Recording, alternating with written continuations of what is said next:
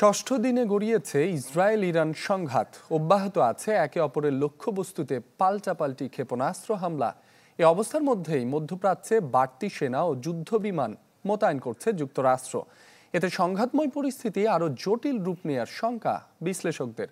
এদিকে মার্কিন president Donald Trump তেহরানকে নিঃশর্ত আত্মসমর্পণের আহ্বান জানিয়েছেন। তিনি এও বলেছেন, আয়াতুল্লাহ আলী খামেনির অবস্থান জানার পরও এখনই তাকে হত্যা করা হচ্ছে না।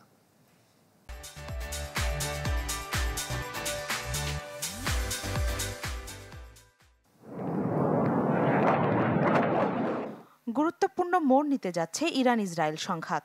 ইসরায়েলের মিত্র দেশ যুক্তরাষ্ট্রের জড়িয়ে পড়ার ইঙ্গিত ক্রমশ জোরালো হচ্ছে। জি7 সম্মেলন থেকে আগে ভাগেই ওয়াশিংটনে ফিরে ডোনাল্ড ট্রাম্প যুক্তরাষ্ট্রের জাতীয় নিরাপত্তা কাউন্সিলের সাথে প্রায় 90 মিনিটের বৈঠক করেন।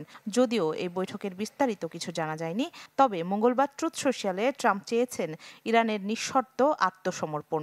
সোশ্যাল প্ল্যাটফর্মটিতে দেয়া পোস্টে ট্রাম্প আরও বলেন, ইরানের সর্বোচ্চ নেতা আয়াতুল্লাহ খামেনি কোথায় লুকিয়ে আছে তা জানে যুক্তরাষ্ট্র, তবে আপাতত তাকে হত্যার পরিকল্পনা নেই যুক্তরাষ্ট্রের।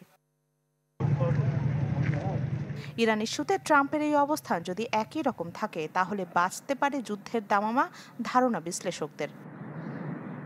এরই মধ্যে মধ্যপ্রাচ্যে সেনা মোতায়েন বৃদ্ধি করেছে যুক্তরাষ্ট্র। পাঠানো হয়েছে বিমানবাহী রণতরী ও অতিরিক্ত ফাইটার জেট। পাশাপাশি ইউরোপে বাড়ানো হয়েছে ট্যাঙ্কার বিমানের সংখ্যা। বার্তা সংস্থা রয়টার্স দিচ্ছে এমন তথ্য। বিশেষজ্ঞরা বলছেন, ইসরায়েলের সাথে মিলে ইরানের বিরুদ্ধে যদি যুক্তরাষ্ট্র বিমান যুদ্ধে জড়িয়ে পড়ে তাহলে তারা B2 স্টিলথ বোমার মাধ্যমে বাংকার বাস্টার বোমা ব্যবহার করতে পারে, যা ইরানের ভূগর্ভস্থ পারমাণবিক স্থাপনাগুলিকে ধ্বংস করতে সক্ষম। মধ্যপ্রাচ্যে যুক্তরাষ্ট্রের আছে প্রায় 40,000 সেনা, যারা বিমান প্রতিরক্ষা, ফাইটার জেট ও শত্রুপক্ষের ক্ষেপণাস্ত্র শনাক্ত ও ধ্বংস করতে প্রস্তুত আছে। রাখি জেসমিন, চ্যানেল 24।